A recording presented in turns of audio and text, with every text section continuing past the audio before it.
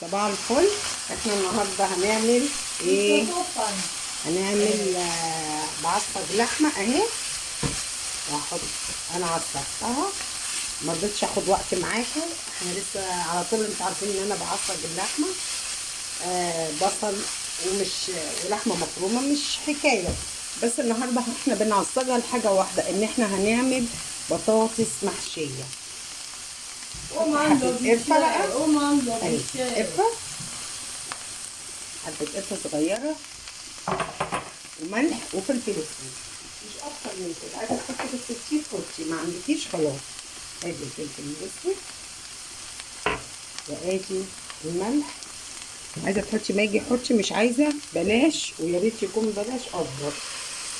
هحط بقى ايه، حبة صلصة كده طماطم ويتسبكوا مع بعضين كده، تستوي بيها، عشان دي هحشي بيها هحشي بيها البطاطس.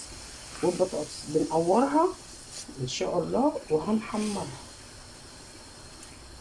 دلوقتي هوريكم طريقة التحمير بتاعت البطاطس اهي كده معاكم بقى. ادي اهي اللحمة اتعصجت، هشيلها وهحط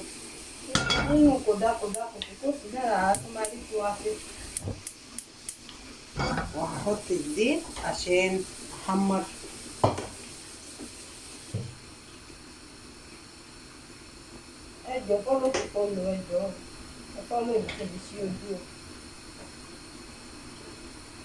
احمر البطاطس معاكم.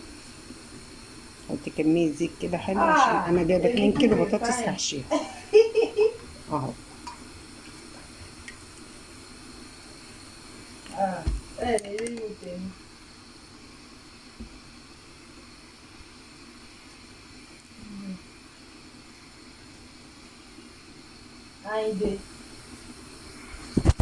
معايا اختي اجانب بيلطموا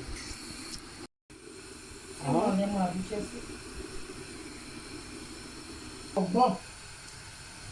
البطاطس اهي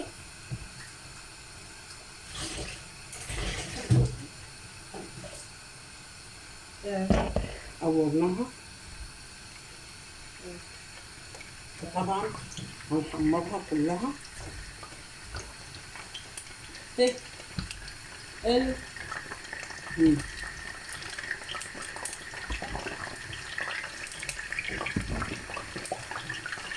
I'm going.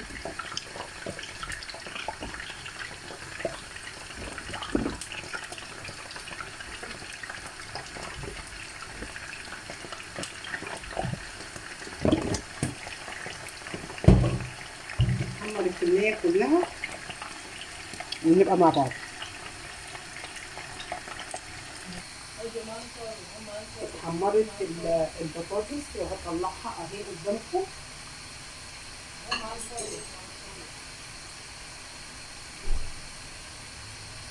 اهي. شفتوا شكلها؟ بصوا تحميرها شكلها يا جماعه، اتحمرت، متحمره كويس. هو البخار رخم شويه، معلش بعمل كذا صنف، حبيت ان انا بس ايه اوريكم منهم صنف اللي هي البطاطس، لان العيال كلها بتحبها. انا بوريها لك اهي، وممكن تحشيها على طول من غير ما تحمريها لو انت مش عايزه تحمير اهي. يعني انا بحمرها كده بتبقى ذهبي كده، بتبقى حلوه. بطلعها هعمل كل الكميه وهتشوفيني بقى وانا بحشيها وعملت ايه الصلصه بتاعتها.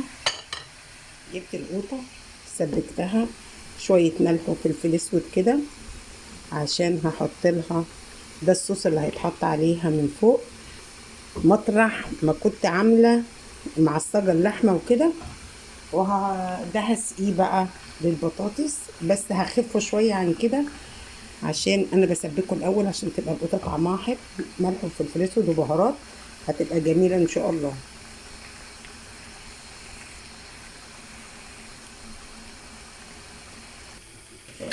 البطاطس بعد ما اتحمرت اهي، وادي اللحمه المفرومه وهحطها هنا في البايركس اهي.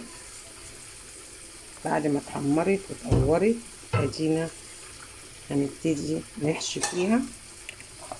هنحطها قدامي هنا كده.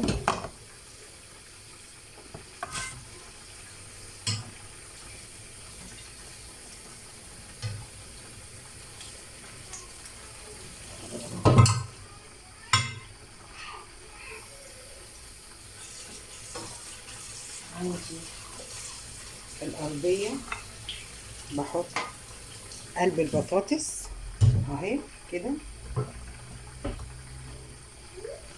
وبعد ما اخلص كلها طبعا عشان ما تلزقش تبقى البطاطس على ايه، على بطاطس، اديني اهو بحشيها. بحشي كمية البطاطس ايه مع بعض اهو. هي سخنة مولعة طالعة من القلية ايه نار. هحشي الكمية كلها وبعد كده نرجع مع بعضينا اقول لكم هنعمل ايه في البطاطس، ولا احشيها معاكم كده بسرعة كده ونتكلم شوية. يعني ممكن ربع كيلو بطاطس، ربع كيلو لحمة مفرومة على 3-4 بصلات وتعصجيهم يعملوا لك حوالي 2 كيلو بطاطس. مش هيقولوا لا. كتري البصل هيطعمها وهتبقى جميلة، وعيالك ياكلوا ويمخمخوا مع شوية رز وانسي، والله هتبقى جميلة وزي الفل وجميلة وخفيفة والعيال بيحبوها. وممكن نرش كده شوية بطاطس من تحت على الخلطة دي عشان العيال تغمزها، مفيش حاجة هتقول لا. انا كده كده بحطها في الصلصة بعد ما بخلص، اللي يفيد بقوم حطاه في صلصة البتاع دوت الطبق البايركس. ادينا اهو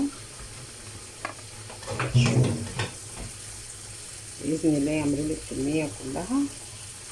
هما 2 كيلو بطاطس ان شاء الله بركه النبي تحل علينا. بصوا بسرعه اهي خلصتها. بصوا الطبق خلص البايركس بسرعه وهسقيه قدامكم كده وهم مدخلينه الفرن. في ناس بقى بتحب تحط جبن موزاريلا وبتحط معرفش، انا بصراحه بحبها هي زي ما هي. يعودونا اهالينا يعملوها لنا كده وياكلوها لنا كده، حاجه خفيفه بقى، ولا جبنه ولا لانش كده. على النبي صلى. بسم الله الرحمن الرحيم. ادي البايركس صلاه النبي، اللهم صل على النبي عليه الصلاه والسلام. هنسقيها الصوت اللي انا بحطه عليه ويبقى جميل زي الفل. بصوا اهو عندي كبشه اهي،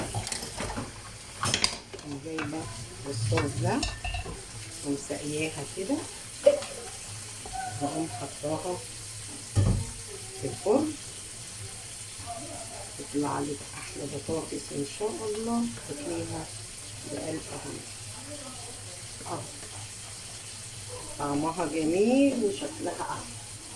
بالهنا والشفا. هقفلها بالفويل واقوم مدخلاها الفرن وتشوفيها بعد ما تطلع ان شاء الله ان شاء الله من الفرن. ادي البطاطس في الفرن اهي. بسم الله ما شاء الله طلعوا سنينتين زي ما قلت لكم، الاتنين كيلو طلعوا ما شاء الله. الله اكبر. بالهنا والشفا، الف هنا. اما يخرجوا هيبقوا جمال ان شاء الله. هصورهم لكم. كل سنه وانتم طيبين بمناسبه المدارس والهم اللي احنا فيه، وربنا يفك كربتنا وكربة كل المسلمين. المحشيه باللحمه المفرومه اهو ادي. ومعانا دلوقتي هقول لكم الطريقه اللي احنا عملناها بيها وبالهنا والشفا.